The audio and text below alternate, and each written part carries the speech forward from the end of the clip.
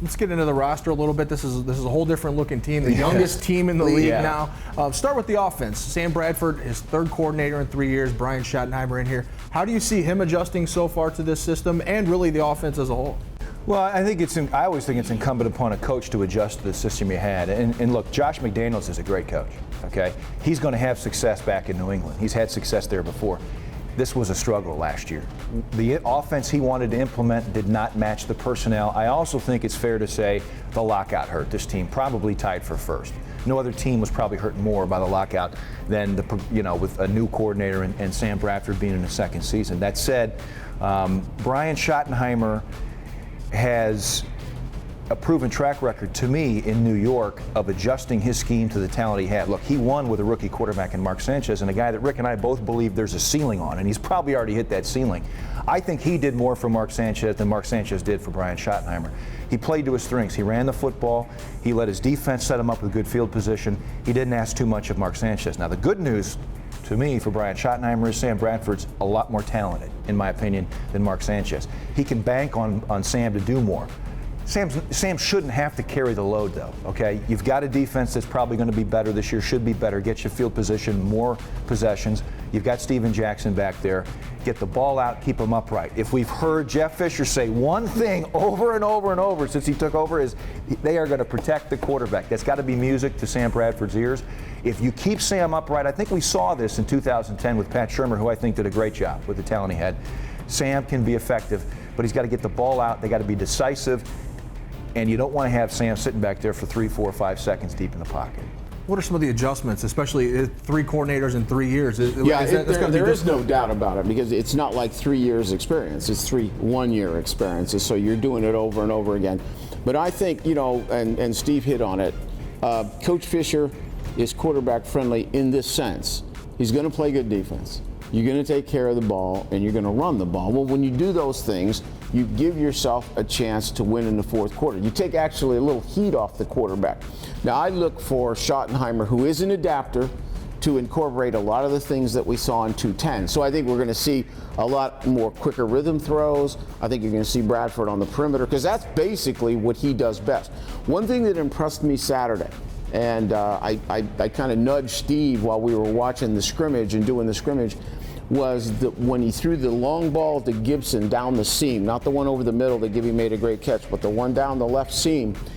That is one of the first times that I've seen him actually step up in the pocket when the play wasn't there immediately. And to me, if he had a weakness last year just because he hadn't done it, that was the issue, and I was really happy to see that. He took 2 slide steps up, felt the rush, boom, threw it up in there. So those are the transition he's got to make. And let's face it, we've got to get perimeter help for him. I mean, really, you've got a good running game, you've got a great slot receiver.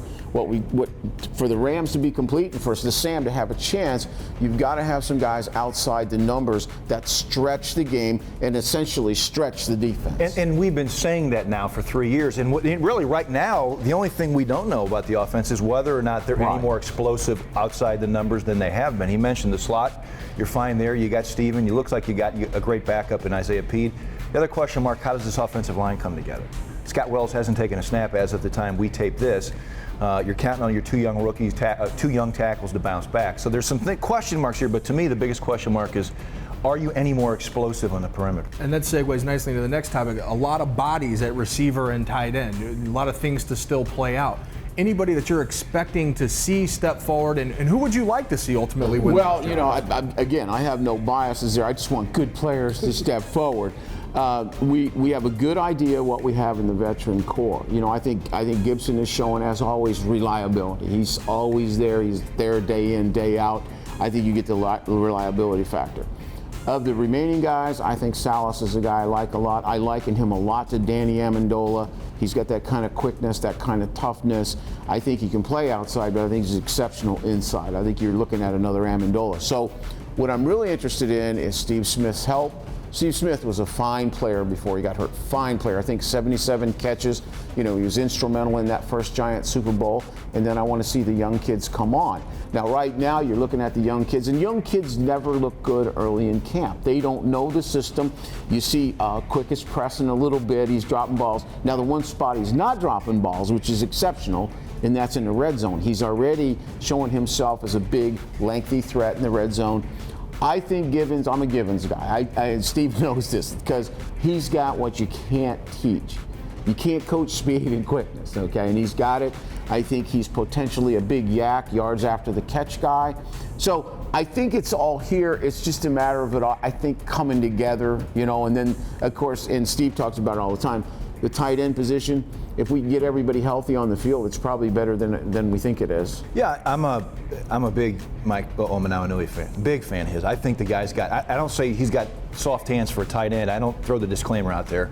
He's got soft hands, period. And I think he's got a big enough body and he's got enough get up that after he makes the catch, he runs behind the pads very, very well. We saw that as a rookie. Didn't see it as much last year, but we didn't see a lot last year from this offense. So big fan of his. Not really sure what to expect from Lance Kendricks. We don't know what to expect in the second year. First year, mixed results for sure. Of the young tight ends, and we've got, what, 12, 15 of them out there, D'Angelo Peterson is intriguing to me. He's got the body, he's got the framework, he's got the athleticism. We haven't really seen him turn it on yet, but we haven't seen a game yet. So he might be a guy that could sneak in this roster somewhere and make an impact. And the other thing we don't want to minimize is there will be the use of fullback this year. There will be lead plays. There will be two-back plays. McGalley, I think that was a good pickup. Britt Miller, I thought, did some things last year, but that's got to be emphasized. And they're just to think you can just run the ball with a one-back offense today is just not going to make it. Eventually, you've got to have lead plays, power plays. And those were things that have been true with Fisher in his whole career, was true with the Jets with Schottenheimer, and was true with Boudreaux in Atlanta. So if you put all that together, you could be pretty safe to say you're going to have some two-back offense in there. I think we all kind of know what to expect from Steven Jackson. He looks as good as ever. I'm sure we can all agree on that. What do you see from behind him so far? Isaiah Peed, the rookie back there especially. Well, they're committed to him for sure. I mean, they really believe in Isaiah Peed. They loved him when he was there and available in the third round in April. I've been impressed by what I've seen, but again, it's a limited sample size here. We need to see him in game action. We need to see how he reacts. I'd like to really see him get a heavy workload in the preseason games against the #1 defenses in these preseason games. I want to see what he has. Can he lower the head? Can he identify his holes? The big difference for a lot of college running backs going to the NFL is the holes just don't look the same. You know, they don't look the same. You don't have holes, you have opportunities, you have slivers, you have slices. You got to get through it and make the most of it. And then the other thing is, I know they want to play him on third down. They want to make sure that he's in there on third down. Can he hold up as a pass blocker on third down in the NFL? People overlook that all the time with running backs. You got to make sure that Isaiah Peed is okay and not going to get Sam Bradford killed. Yeah, no doubt about it. I was happy that they got a guy who's a legitimate guy, who they feel like is maybe heir apparent, certainly not right away, because there's nothing wrong with Steven Jackson. Is a man. You go out there, as a former defensive coordinator, when I look at that offense, the first thing that still hits me to this day is I have to stop him. 39, I've got to stop him. What I like about Pete, though, is he's a different kind of back. He's what I refer to as a loose play guy. He can get out in space. He can catch that screen and go. He's got good hands. He will be a good third down if, in fact, he does what Steve's talking about. In terms of the routes and that type of stuff, he's outstanding. He'll be nifty, but he's going to have to pass protect because that's the beginning and the end of third down. But he looks to me to be an alternative kind of back that not only is a backup, but gives you a little bit of a change-up as well. And I think that's really important. Having coached defense all my life, you get that change-up in there and the game just changes a little bit on you. Last thing on the offense, maybe it's a little too early to identify someone like this. Any sleepers, a guy that maybe flying under the radar that you think could have a chance to make this final 53? You want to start on offense? No, you go, because I know who your guy is. You know who my guy is where? On offense, you. Well, I already alluded to. I like the tight end Peterson from LSU. I haven't seen enough of his work. Individual drills the first 4 or 5 days. Very, very impressed. He looks the part. He looks athletic. And then I'll go back. This isn't a sleeper. This is a guy that's going to make the football team, but I was really high on him as a rookie, and that's Greg Salas. I think the world of Greg Salas. Now, they seem to be interested in playing him more at the numbers and beyond than maybe than last year, just necessarily in the slot, because you've got Danny in that role, and he will be in the slot. But it remains to be seen if he can be explosive out there. But what I like is the size, good route runner. He knows how to use his body in the secondary, shield it from receivers, catching the football.